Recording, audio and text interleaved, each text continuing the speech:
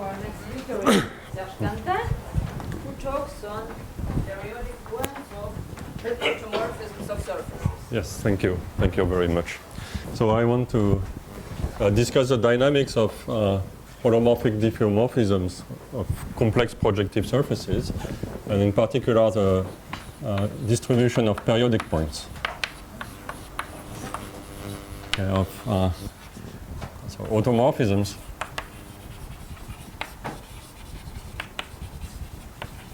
of complex projective surfaces. Okay, so automorphism just means it's equivalent to a holomorphic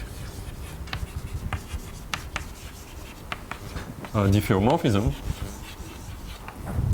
Okay, and the complex projective surface, I will denote the surface by X. So X is a complex projective.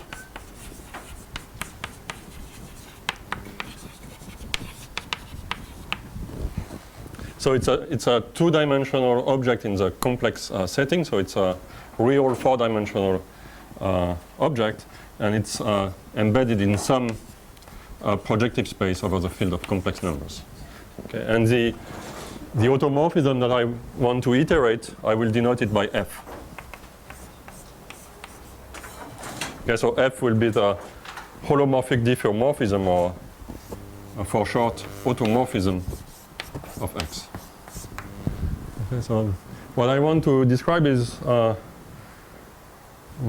one part of what is known concerning the dynamics of this kind of diffeomorphisms, and I want to focus on the distribution of periodic points, and I want to explain that these periodic points typically they equidistribute with respect to a measure, a probability measure, which is not absolutely continuous with respect to Lebesgue measure.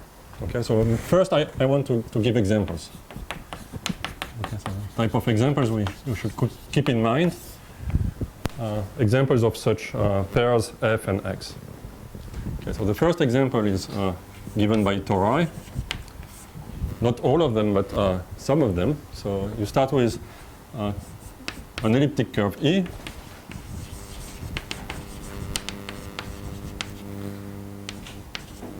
So it's C mod lambda, where lambda is a lattice in the complex line. And you look at the torus A, which is E by E. Okay, E times E. Okay. So you can look at the group SL to Z. So it acts on C2, and it preserves the lattice lambda times lambda. Okay, so it acts on the torus A. A is just C2 divided by lambda times. Okay, so given any linear transformation with integer coefficients, you look at the linear action on the complex plane, and you mod out by this lattice, and then you get a linear transformation of the torus. Okay, so for instance, if you start with the matrix 2, 1, 1, 1, then you get a linear automorphism of A. Okay. And I choose this matrix because one of the eigenvalues is larger than 1 and the other is smaller than 1. Okay, so when you look at the action on the plane, you have two lines. One corresponds to an eigenvalue which is larger than 1. So,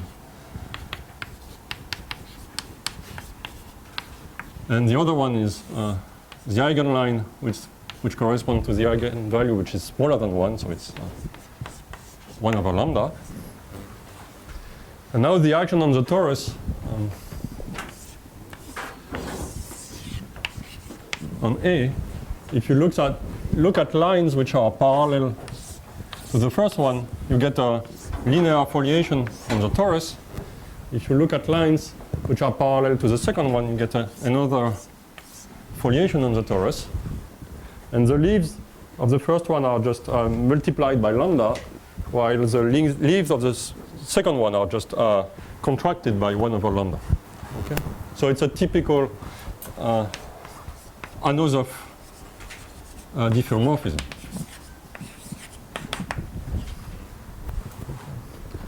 And for this example, you can completely compute all periodic points.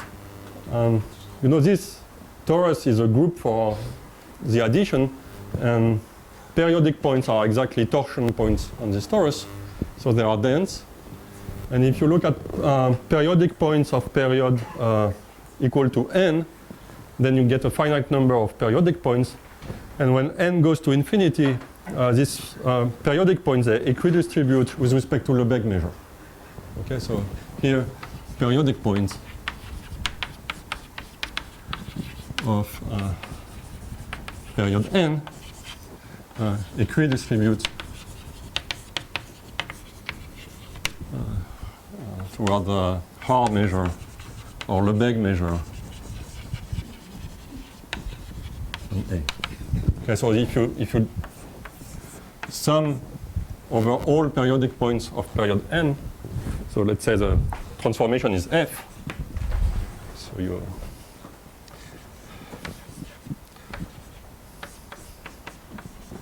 look at all fixed points of f to the n, you put a Dirac mass at x, you divide by the number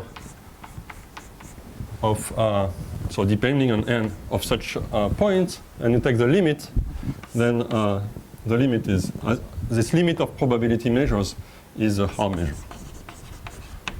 Okay, so limit in the weak sense. Okay, so that's the first example I want to keep in mind. And then from this example, you can build new examples.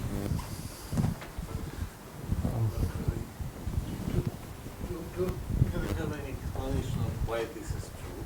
I mean, why periodic points equal distribute?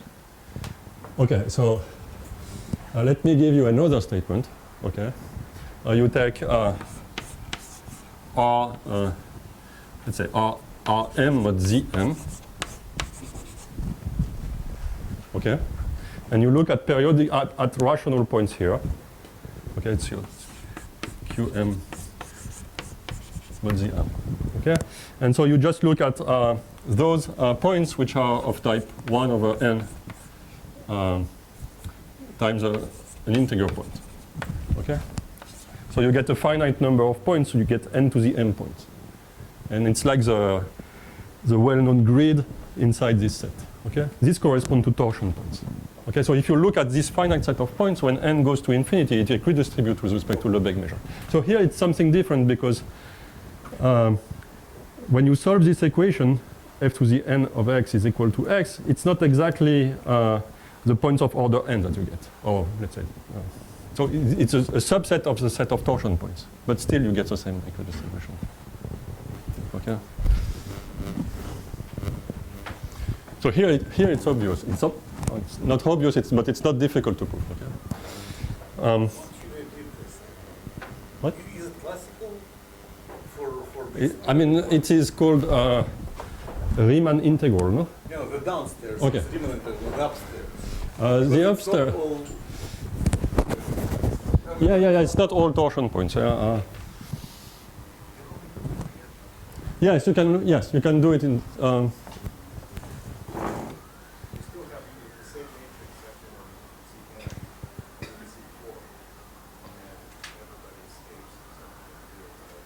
So you prove ergodicity like that. How do you prove that periodic points equidistribute like that? Maybe I trust you, but I'm not so sure. Okay. So you can use that this map is aquatic to obtain that. Because this measure is... No. Because it could equidistribute with respect to another measure. Much more strong. This claim is much more strong. Let's say it's a good claim, and I continue my talk. Okay. Now I want to explain how I produce new examples from tori. Okay. Okay. So you start with this example, A and transformation f, and now you take a quotient by the involution eta of xy is minus x minus y. Okay. So this is also a linear transformation, but it's just minus identity, so it commutes to the matrix 2, 1, 1, 1. So it commutes to f. So you can take the quotient. and you get a surface x naught, which is just a mod eta. And now the dynamics of f, because it commutes to eta, you get a dynamical system. Let's call it f naught here on x naught. So this surface is singular. It has 16 singularities, but you can resolve the singularities. Okay. So now I call it x. And let's say this is still denoted by f. And now I get a holomorphic diffeomorphism, an automorphism of a new surface, which is not equivalent to the torus. It's an example of a K3 surface. I will describe K3 surfaces in a few minutes. It's a so-called Kummer surface. Okay.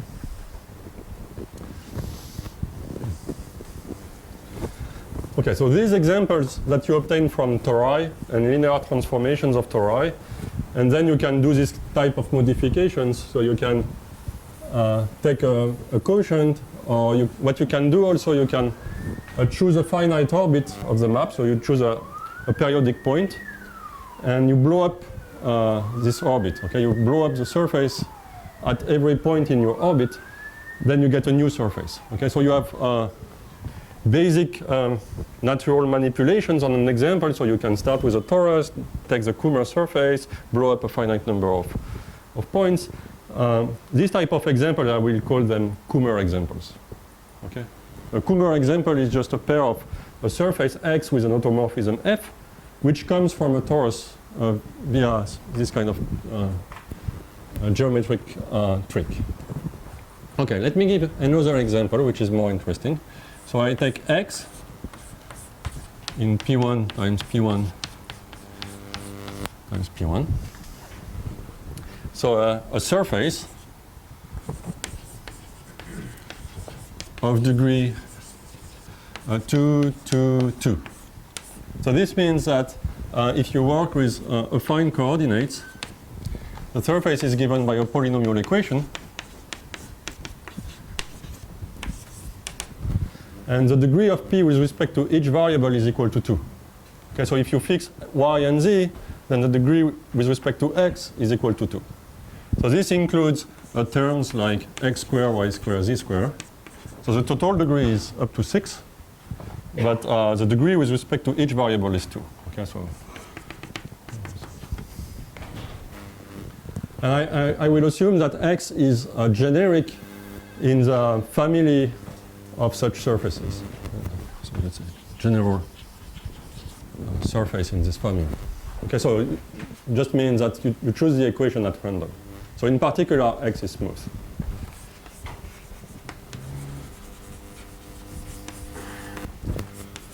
And also, it's you can prove that it is simply connected.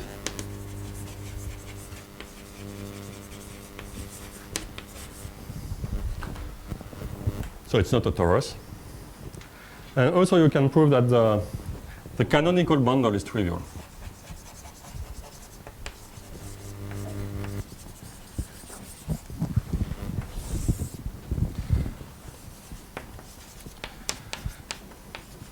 So this means that there exists omega holomorphic 2 form on X that does not vanish. So it's everywhere non-zero. Okay, so in particular, if you compute omega wedge omega bar, it's a volume form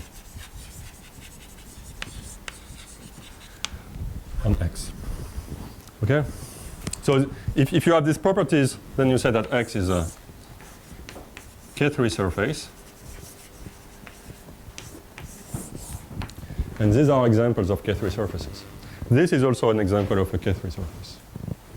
Okay, so this is an example of a K3, and here is a family of K3 surfaces. Okay, so now what is the group of automorphisms?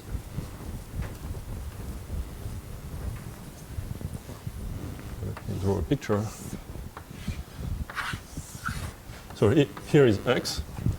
And you see if you fix, let's say you pick a point on the surface, and you project this point on the xy coordinates. Then in the fiber, you have two solutions with respect to the z variable. Because P has degree 2 with respect to z. So you have one solution x, y, z when you fix x and y. And then you have another solution x, y, z prime. And you can permute these two solutions. Okay, so you get a 2-to-1 cover, and you just look at the involution which permute the branches of this cover. Okay, so you get an involution sigma z.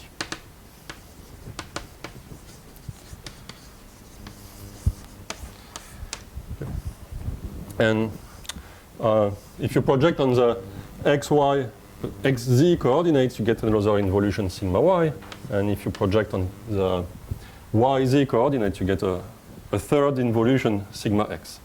And it turns out that if X is a general member in this family, then the group of automorphisms of X is just a group generated by these three involutions. And as an abstract group, it's just Z mod 2, wedge Z mod 2, a star Z mod 2, star Z mod 2. So it's a free product of three involutions. There are no relations between these involutions. Okay.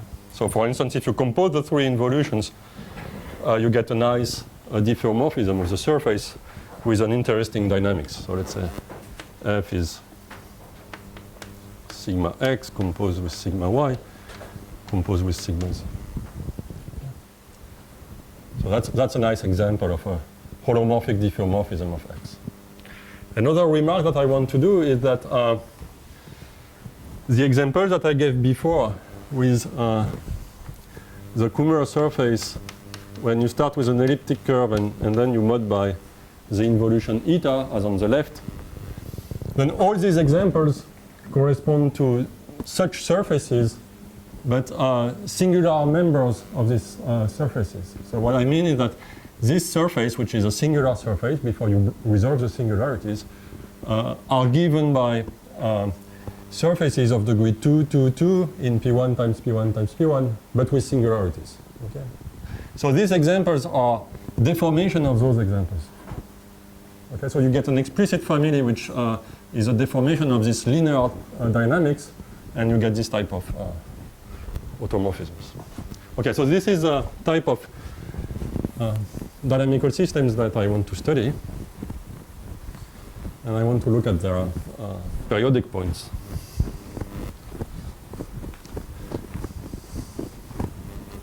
For some special polynomial, for Yes. some special x of this type, can it be totally discontinuous, this action of this group? Then the action on this space on X. No, this automorphism group. So these are auto. So it's so it's a discrete infinite group. Okay, this group contains a free group with two generators. Okay, as an actor, absolute group, but does it have some open staples? Here I don't know. No, not the group. Okay, so you have there are two questions. Okay, first question is take one example like this F, this specific F, and you can ask, can you prove that there is always a dense orbit? Okay, for all polynomial P. This I don't know.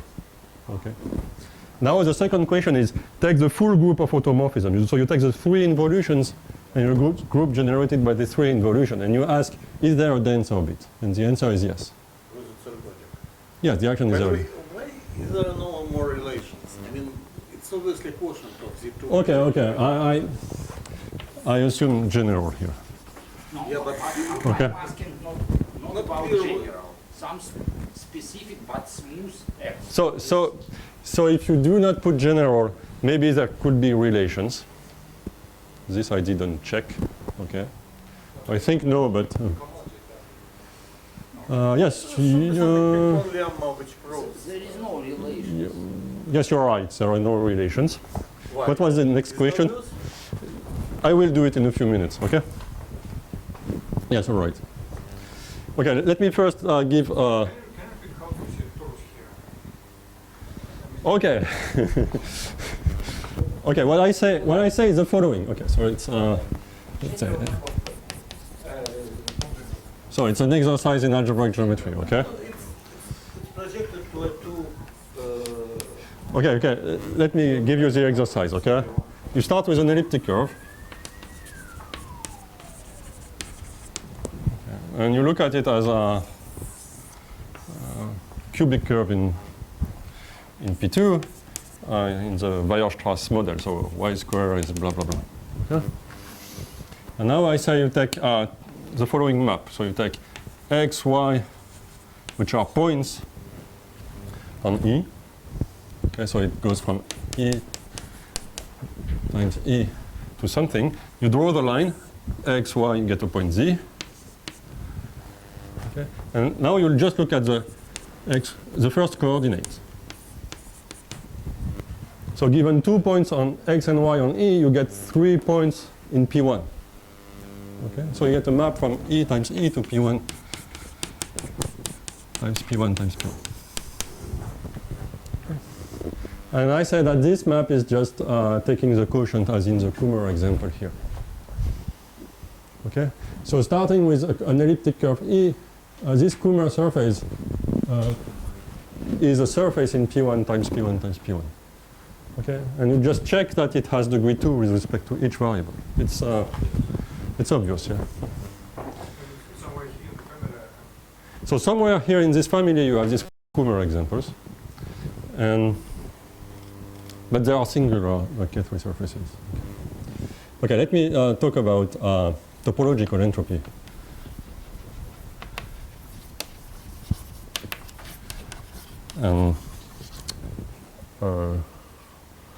Eigenvalue.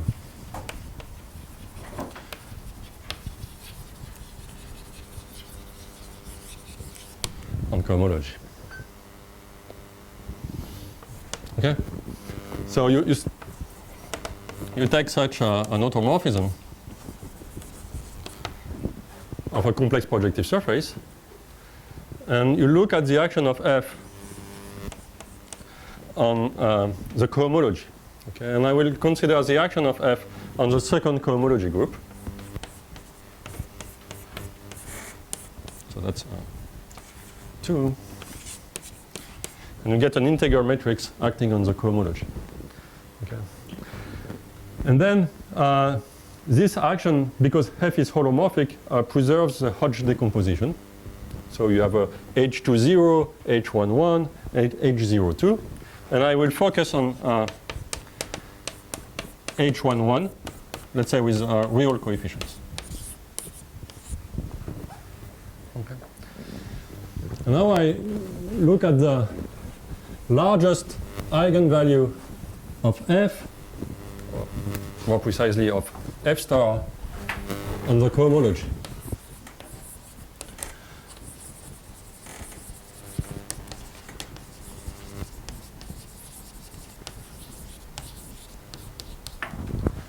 Okay, so the point is that this eigenvalue is realized on the second cohomology group, and in fact it's realized in H11, and it corresponds to a unique eigenvalue, which is a real eigenvalue. So the statement is that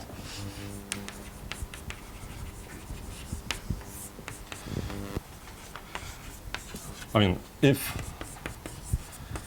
lambda f is larger than 1, then lambda f has multiplicity 1, it's unique.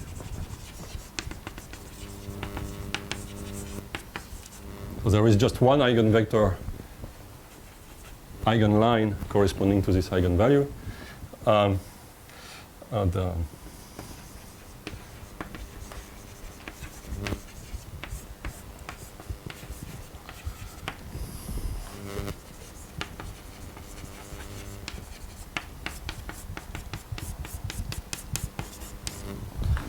So it's in fact it's realized in H11.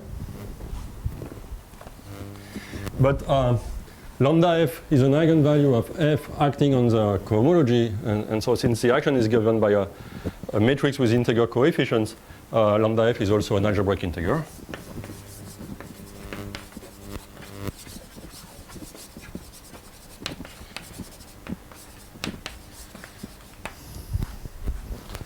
And why?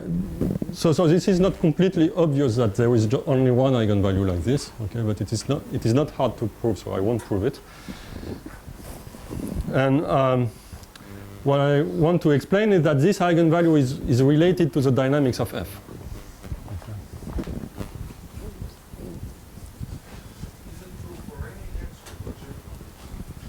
Oh no, it's true for any compact complex surface. It's just a fact about Okay, so here I'm coming back to the general case. Okay, so it's x is just a. So I want to focus on complex projective surfaces, but this statement is true for every compact complex surface. In fact. So we don't even assume together?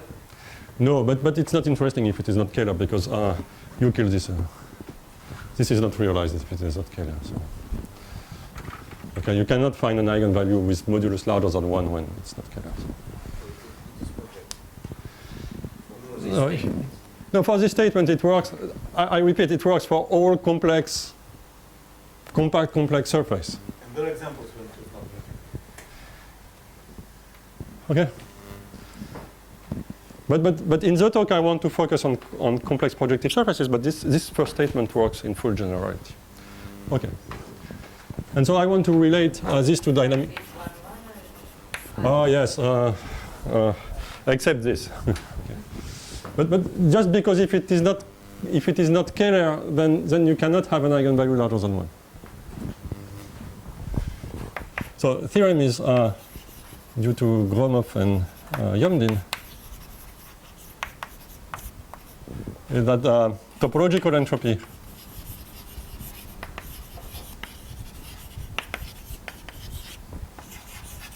of f is just log of this lambda f. Okay, so what is a topological entropy? It's when you have a continuous transformation of a compact space, you get a number which describes somehow the complexity of the dynamics. So you do like this. So you fix epsilon, which is positive, a positive number. It's a precision. It's the scale at which you observe your dynamical system. Okay, so 2 points with a distance less than epsilon between them are just the same point if you observe them at precision epsilon. Okay, so you fix such an epsilon, and you count the number of orbits that you can see with this precision when you iterate the map n times. Okay. So you get a number. So the number of orbits that you can see when you iterate the transformation at most n time, and you look at the dynamics, you look at the space with precision epsilon. So everything with a distance less than epsilon is just the same thing. So you count the number of orbits that you see like this, and typically when n goes to infinity, the number of orbits you see grows exponentially fast. So you compute the exponential growth rate of this number of orbits. Okay, you get a notion of entropy which depends on the precision epsilon. And then you let the precision goes to 0, then this entropies with precision epsilon increase, and the limit is this topological entropy. Okay, so it's a way to count asymptotically the number of orbits that you can see when you iterate the dynamical system. And the nice result for transformation of compact Kähler manifold is that this topological entropy, which is something in dynamical systems, can be computed by looking only at the cohomology. Okay, so in our context, this number coming from dynamical system is in fact the log of the eigenvalue on the cohomology. Okay, so.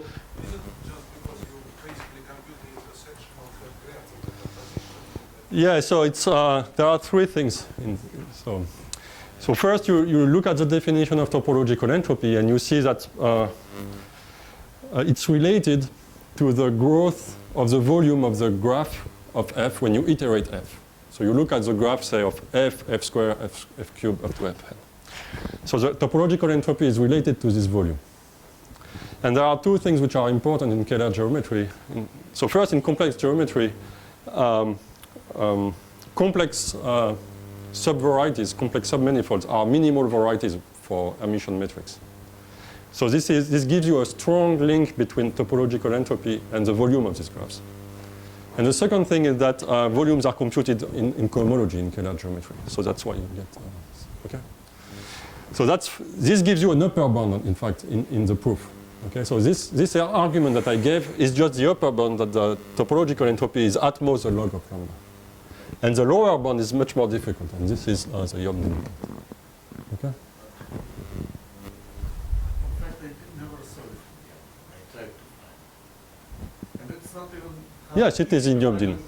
Yes, it is in Yomdin. It's in Yomdin, I'm sure it is, and it's even in the Bourbaki talk by Gromov on the subject.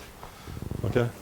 The topological entropy of a smooth transformation of a compact manifold, when I say smooth, I mean C infinity, is always bounded from below by the logarithm of the spectral radius on the cohomology. And that's Yomdin result. Okay, so when the topological entropy, in fact, when the topological entropy vanishes, The lower bound is independent. independent on what? The lower bound is just for radius of Yes. So the lower, so you have a lower bound. That's Yomdin theorem. It works for smooth transformation of compact manifolds. When I say smooth, it's C infinity. You need infinitely many derivatives. And the upper bound is due to Gromov and works for compact Kähler manifold and holomorphic transformations. No. Or maybe you try to find Yomdin plus Kähler in Google, and then you'll yes. And Gromov doesn't give any.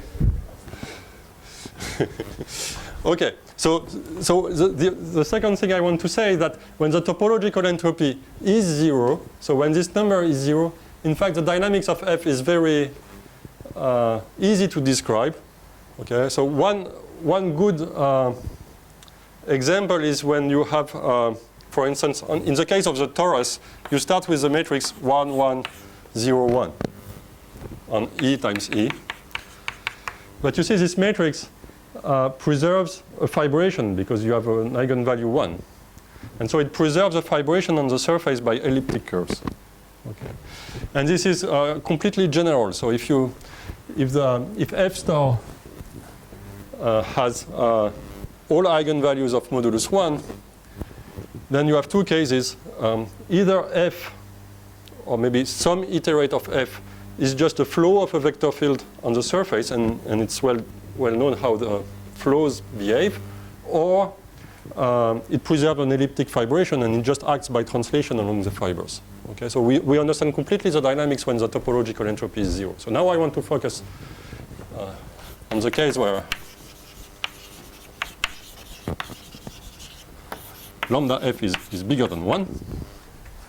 And I gave two examples. 2, 1, 1, 1. So in fact, lambda f is so on E times E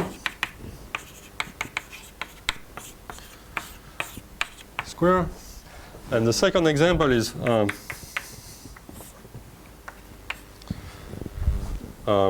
f, which is sigma x composed with sigma y composed with sigma z. Okay, so lambda f is I think it's something like this, but I'm not sure.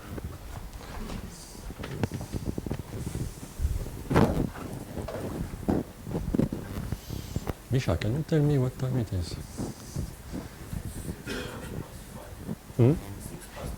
6 past 5, meaning I have 15 minutes. Okay, well. Okay. Okay, so now I will focus on this case. Okay.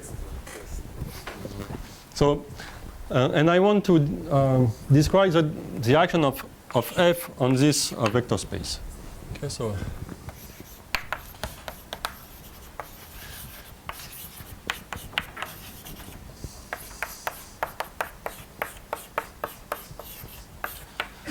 okay. So I have a linear transformation of a vector space given by the action of f on the cohomology, and I'm focusing on H11. So on the second cohomology group, there is a quadratic form which is called the intersection form.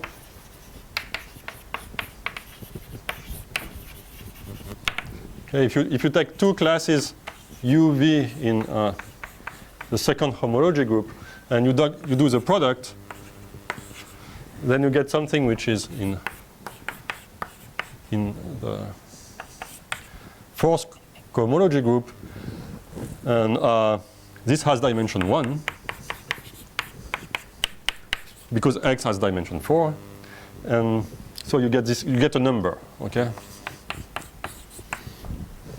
And this is the intersection form. Let's write it like that. Okay, if you think about it in terms of cohomology classes of differential forms, you start with two closed differential form, of degree 2. You compute the wedge product and you integrate over x, and that's the number that you compute. Okay, so that's an intersection form. So I will denote the intersection form by this. So either u dot v or u v. So I may use the two notations, but it's the same thing. Okay, and on H11, on this part of the cohomology, there is the so-called Hodge-Index theorem, which says that this quadratic form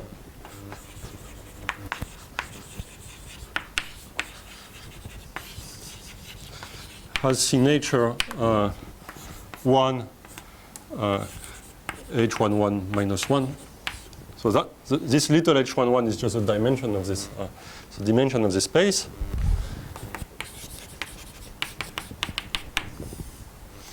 So when I say that, I mean that this quadratic form is not degenerate. It's a non-degenerate quadratic form, and the signature is 1 H11 minus 1. Okay, so you have one positive sign, and all the other signs are negative. So this means that you have a quadratic form of Minkowski type or hyperbolic type, which is defined by the topology of X. And so it is invariant in another group of holomorphic diffeomorphisms. So F star preserves this quadratic form. Okay. So let me draw a picture of this.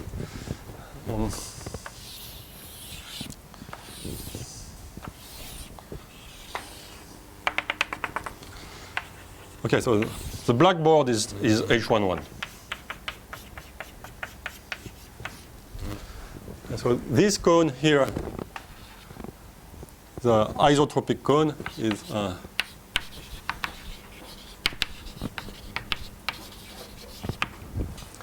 the set of vectors with self-intersection 0 in this H11. So it's a set U such that U dot U is 0. Okay. And the transformation acts linearly on this space and preserves the quadratic form, so it preserves the isotropic cone. It also preserves these hyperboloids. Here this hyperboloid is a set of points u with u dot u equal to 1. And so if f star has an eigenvalue which is larger than 1, then the corresponding eigenvectors that must be isotropic vectors. Okay, so this line here corresponding to the eigenvalue lambda f. So the corresponding eigenspace is a subset of this isotropic cone. Okay, so it must be a line. Okay, so this is a reason why I was saying in the previous blackboard that lambda f has multiplicity 1. It's coming from this Hodge index theorem. And you have another line which corresponds to 1 over lambda f. Okay, so if you have an eigenvalue larger than 1, it corresponds to a line in the isotropic cone and to a line, and you have another one which corresponds to the eigenvalue 1 over lambda f. Okay, so you have a plane here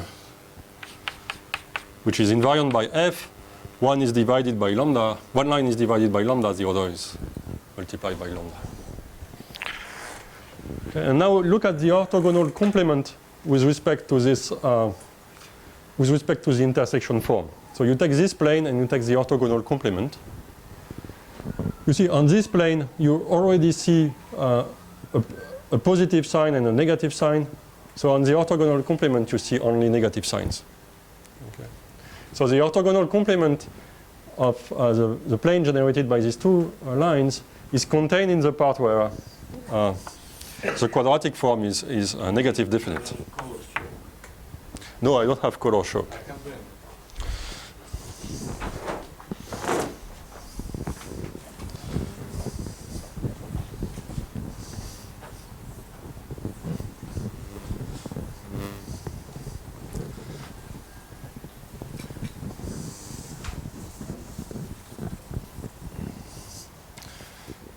Okay, so let me draw the same picture again.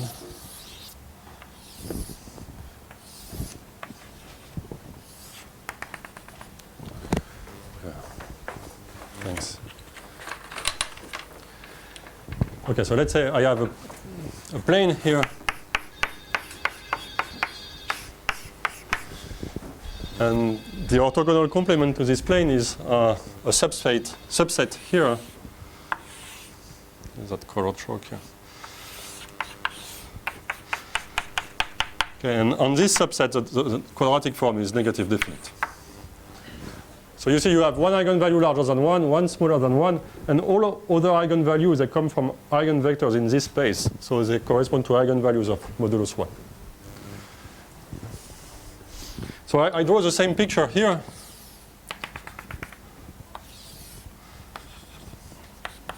But now I look at a class, kappa, which is a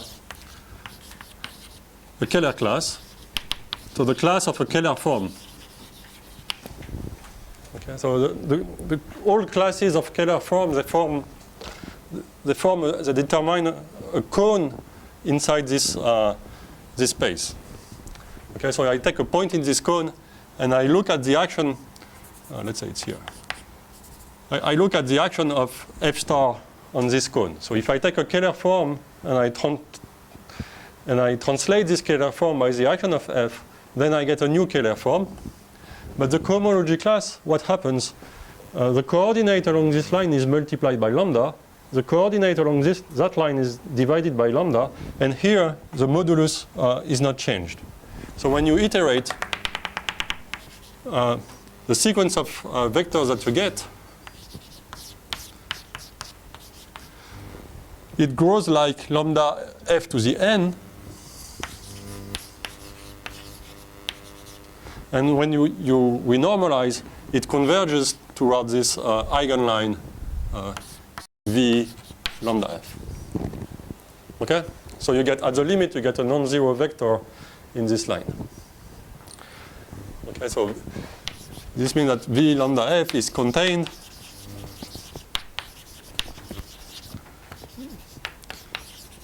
in the closure of the Keller cone.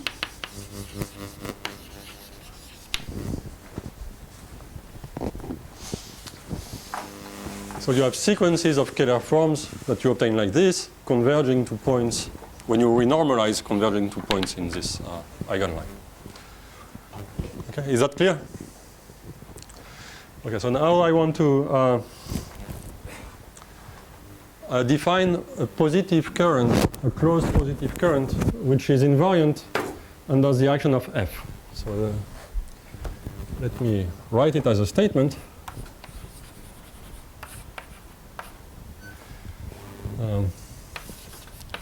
up to scalar multiplication.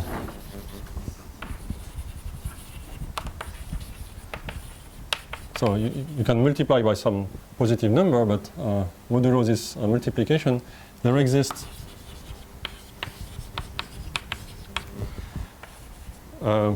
unique closed positive current, let's say T plus F, such that the class of T plus F, so that's the cohomology class, is contained in this line V lambda F. Okay. And moreover,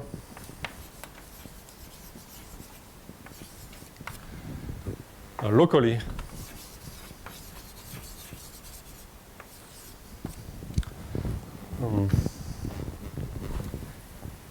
you can write T plus F as dd bar of a function.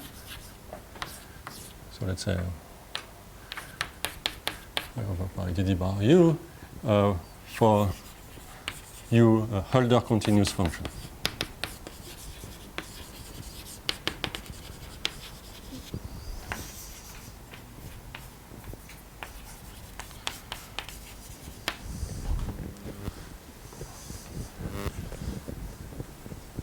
Okay, so maybe I need to explain what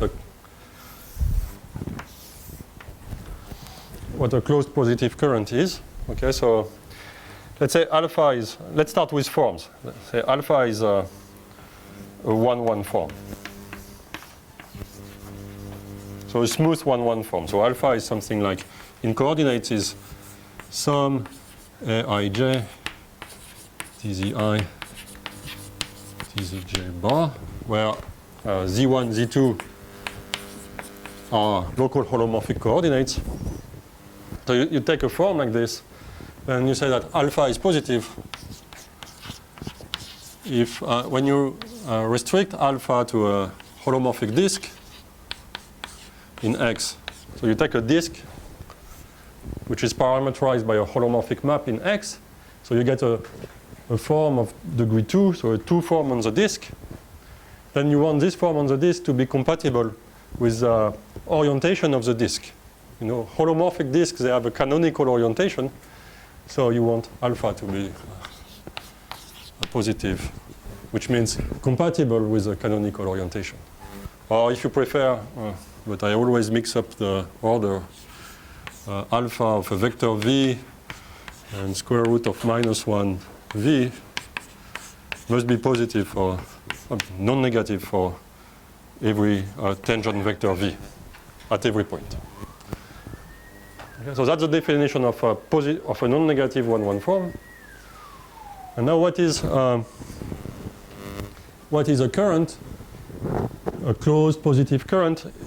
So it's so I will use what Simeon said. Okay, so probability measure, it's like the dual of continuous functions, and here currents, it's like a dual of 1-1 form.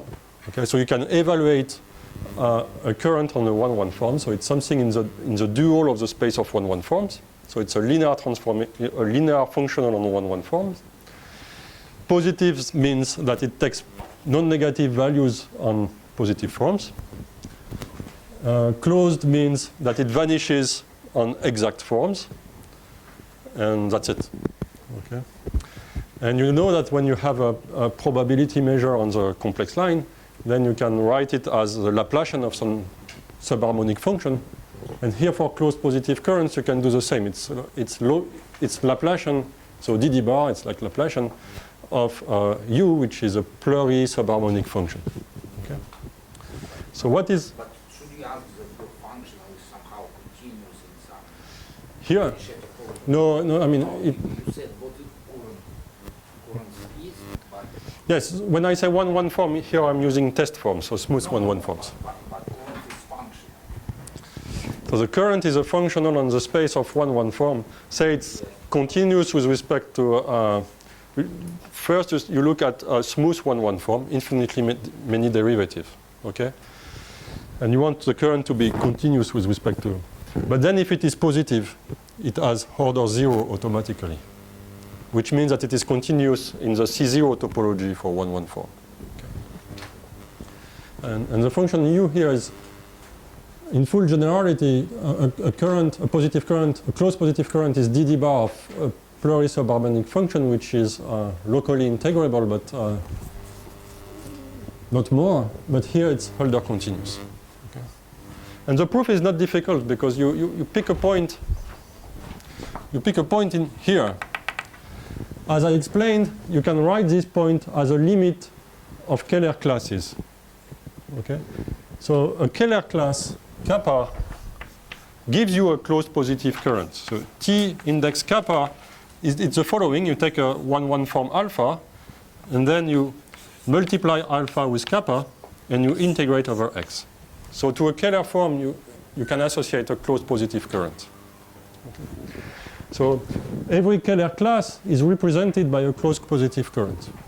And now you iterate f to reach a point on the eigenline v lambda f. So you have a limit of these currents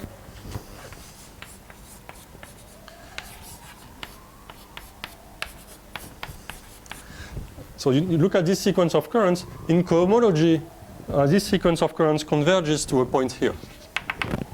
Okay. So this fact implies that this sequence of currents is bounded. So you can extract a subsequence which converges toward a current. Okay, it's like when you have a sequence of probability measure, then you can extract a subsequence which converges. So you can do this. So this shows that so you fix this class. Let me call it theta plus f. So you fix a class here, and you look at all closed positive currents with cohomology class equal to theta plus. And what I said is that this set is not empty. And now this set is a compact convex set. Okay? And you apply the fixed point theorem that Simeon used, this Bogoliubov blah blah blah thinking. Okay? And you get a fixed point. And so the fixed point is such a current T plus F. And now you use the following trick.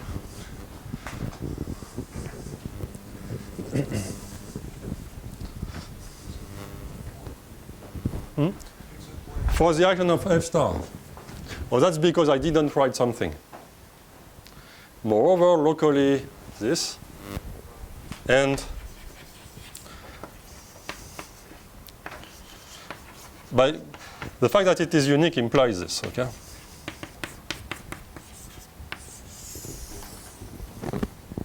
Okay?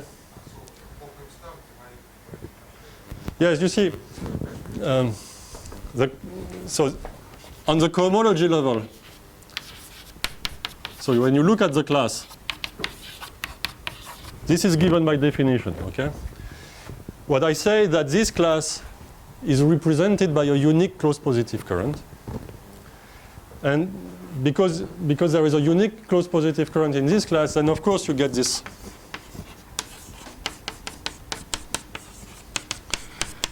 You get this relation because it's unique in the class. Okay? And what this argument gives, plus the fixed point theorem, is the existence of such a current. Okay?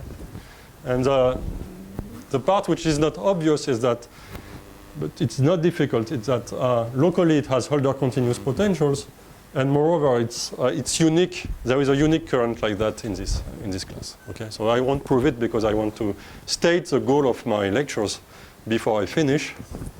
So let me state the goal of the lecture. It's a unique up to scalar multiplication because this class is unique up to scalar multiplication. Why is the current in the class unique? Okay, so I didn't prove it. So let me finish what I want to say and then I explain why it's unique. So then you can define something. You can define a measure, mu f. So first you use T plus f. So it's like a 1-1 form, except that it is a current. And then you apply the same theorem, but for the inverse of f. So you take T minus f. So T minus F is just the same current, but for F minus 1, okay? So it's not the same current, it's another one, but you multiply them together. Okay, so it's like a 1-1 form. This one is like a 1-1 form. You multiply them together, you get like a 2-2 form. Okay, except that it is in the dual of 1-1 form, so it's more like a probability measure. Okay, it's like a measure. You multiply positive objects, so you get a positive measure. So it's a positive measure. And you just need to put a constant here in order to be sure that it's a probability measure. Okay, and why may I multiply them together? It's like, you know, now it's a bad part of the story. T plus is not a 1-1 form, it's in the dual of 1-1 forms. So it's like a distribution. This one too, and you cannot multiply distributions. Okay? Except that locally you have Hölder continuous potentials. So using integration by parts, you just multiply currents with continuous functions. So this is well defined. Okay, so you get a well-defined probability measure. And you see in this story everything is unique. You start with F on X, then the eigenline is unique, the positive currents in the cohomology classes are unique, so this multiplication does not depend on any choices except F. Okay, so this measure is invariant, and it's completely naturally given by the complex structure. Okay? And the statement is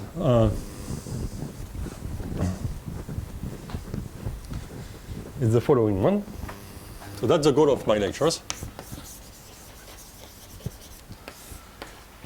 So it's joint work with Christophe Dupont.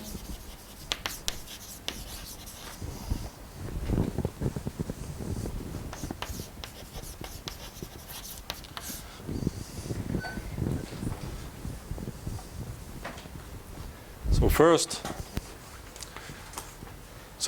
let me write the hypothesis. So let F be an automorphism of a complex projective surface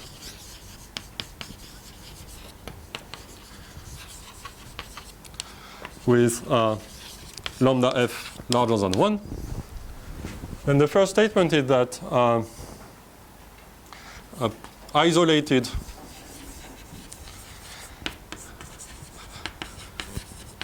periodic points of F equidistribute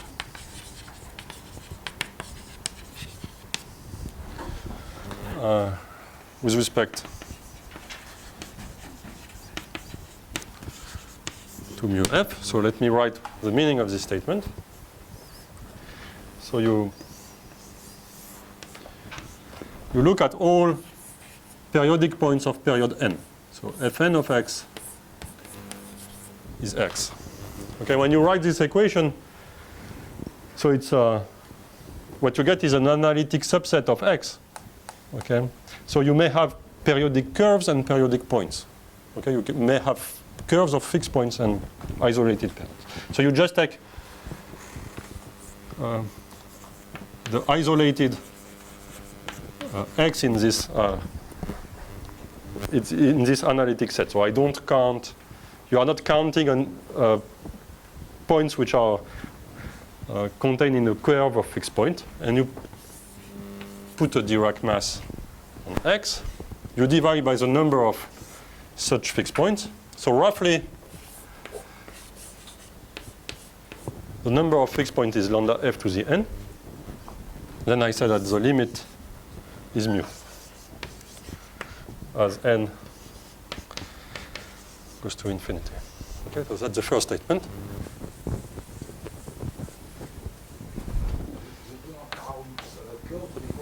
Because otherwise it's infinite. Yeah, That's the only point. You just forget about the curves of fixed points. And two,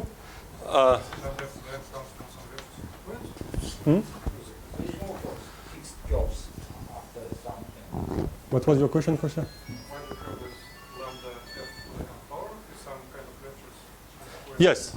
So that's coming. So if you apply Lefschetz formula, But how do you get rid of, if you didn't have curves, then we would apply the straightforward there. But how do you get rid of it depends what you mean by straightforward application of Lefschetz formula, because the index at the periodic points depend on n.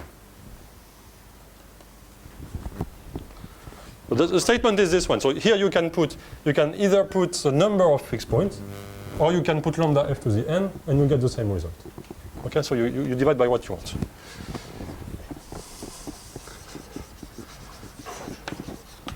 So this measure, so the second part of the statement is this measure mu f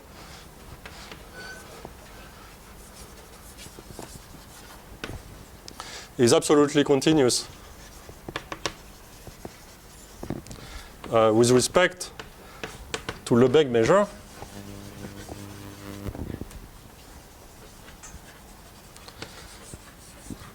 if and only if the pair xf is a Kummer example.